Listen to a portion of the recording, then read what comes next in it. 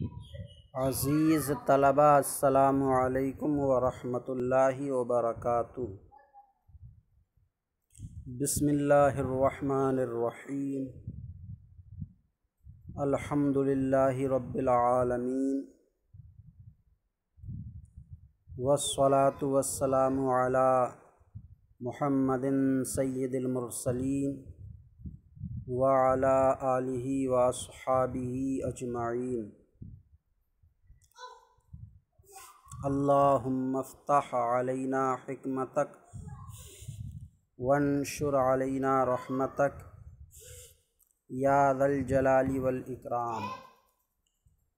عزیز طلبہ، اس سے پچھلی ویڈیو میں ہم نے رب العالمین والعاقبۃ للمتقین تک سبق سماعت کیا تھا۔ آج کا ہمارا سبق والصلاۃ والسلام علی رسولہ سے ہے، تو شروع کرتے ہیں۔ والصلاۃ اور رحمت اور سلامتی، والسلام سلامتی نازل ہو اس کے رسول، اس کے یعنی اللہ کے، اس کے رسول محمد اور آپ کی آل اور آپ کے صحابہ سب پر، اور آپ کی آل اور آپ کے صحابہ سب پر۔ علی ایک ہے، علی ایک ہے تو ایک بار ہی اردو میں پر کہیں، اور رحمت اور سلامتی اس کے رسول محمد اور آپ کی آل اور آپ کے صحابہ سب پر نازل ہو۔ یہ ہوا۔ تو سب سے پہلے بسم اللہ الرحمن الرحیم لے کر آئے، پھر اس کے بعد میں اللہ کی حمد اور متقین کا انجام، اب سرکار علیہ السلام پر درود و سلام۔ تو درود و سلام سرکار علیہ السلام اور آپ کی آل پر کیوں بھیجا؟ تو وہ میں نے شروع میں ہی بتایا تھا کہ ایک روایت میں یہ بھی ہے کہ جو اچھا کام نبی علیہ السلام پر درود سے شروع نہ کیا جائے وہ بے برکت رہتا ہے، اس لیے درود و سلام نبی علیہ السلام پر انہوں نے پڑھا۔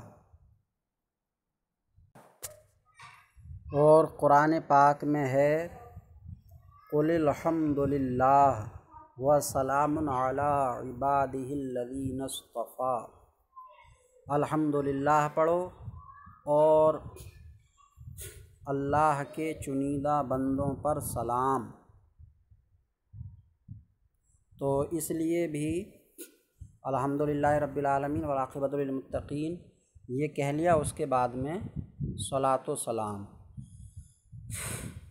نبی علیہ السلام پر صلاۃ کا مطلب ہوتا ہے کہ اللہ رب العزت آقا علیہ السلام کے درجات میں بلندیاں عطا فرمائے،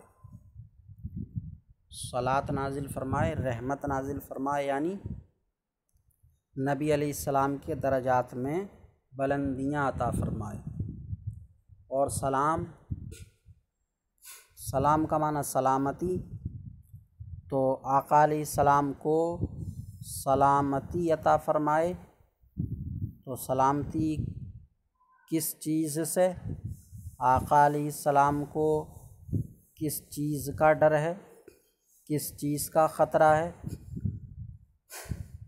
آیت کریمہ میں تو آ چکا ہے فَسَيَكْفِيكَهُمُ اللَّهُ وَاللَّهُ يَعْصِمُكَ مِنَ النَّاسِ، اللہ تمہاری حفاظت فرمائے گا لوگوں سے۔ تو پھر سرکار علیہ السلام کے لیے سلامتی کی دعا، کس بات سے سلامتی؟ تو سرکار علیہ السلام کے لیے سلامتی کی دعا آپ کے جو بدعقیدہ دشمن ہیں جو آپ کو اپنی طرح کہتے ہیں یا اور لوگ ہیں، تو ان کی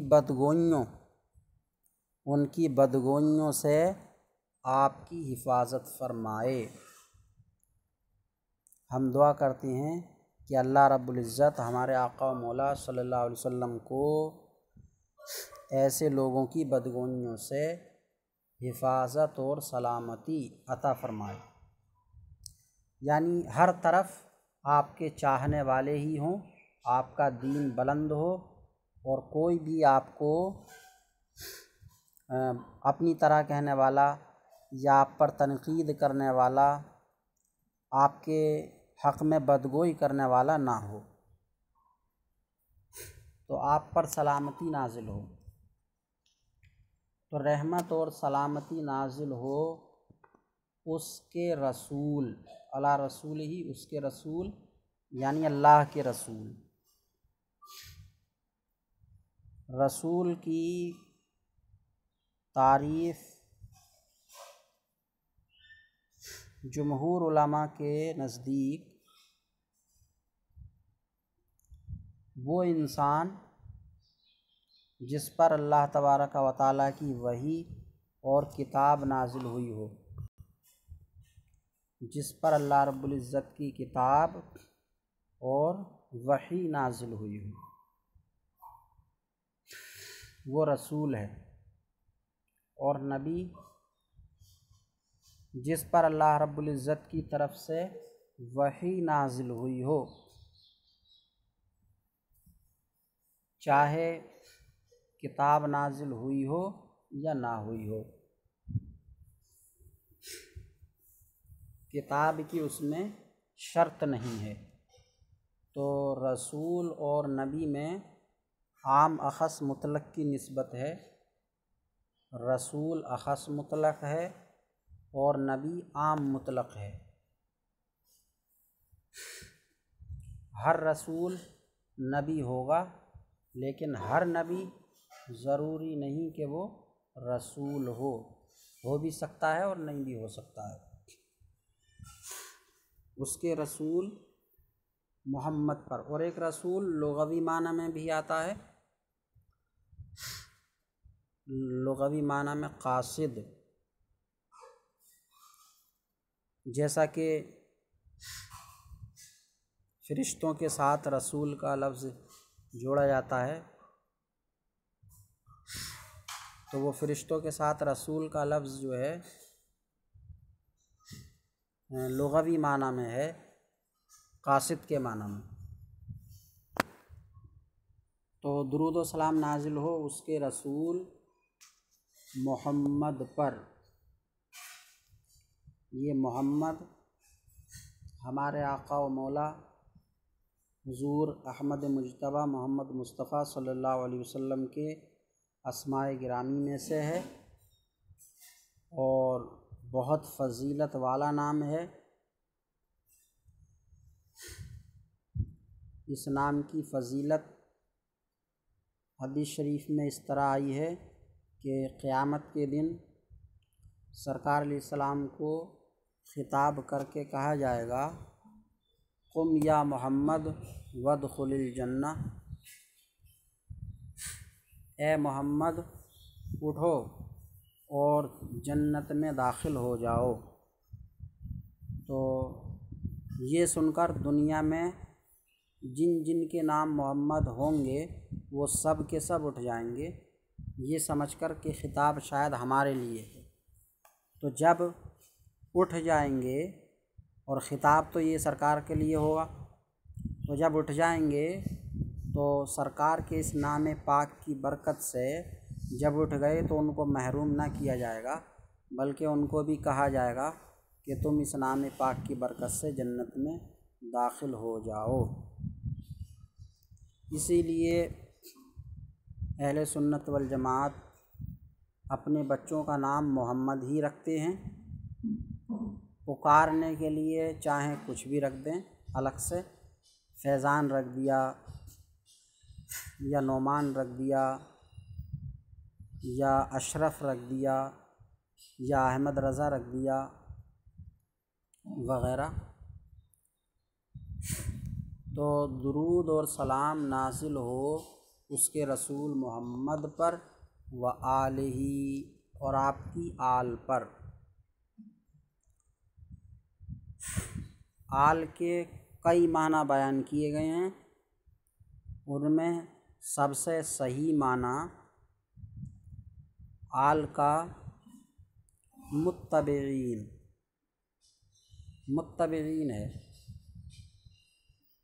پیروی کرنے والے، متبعین پیروی کرنے والے، آپ کو ماننے والے، جو سرکار علیہ السلام کو مانتے ہیں اور آپ پر ایمان لائے ہیں۔ وہ کون ہیں؟ وہ تمام آپ کی امت اجابت ہیں جنہوں نے سرکار صلی اللہ علیہ وسلم پر ایمان لائے ہیں۔ تو مطلب ہوگا کہ تمام مومنین پر رحمت اور سلامتی نازل ہو اس کے رسول محمد اور آپ کی تمام مومن امت پر، تمام مومنین پر۔ اور حدیث شریف میں ہے کہ اذا صلیتمونی فعمموا، یا اذا صلیتم علی فعمموا، جب تم مجھ پر درود پڑھو تو اس کو خوب عام کر دو۔ تو وہ خوب عام کیسے ہوگی کہ آقا علیہ السلام کے جتنے بھی متبعین ہیں، آپ پر ایمان لانے والے ہیں، سب پر درود بھیج دیا جائے، سب پر درود بھیج دیا جائے تو یہ صلاۃ عام ہو جائے گی۔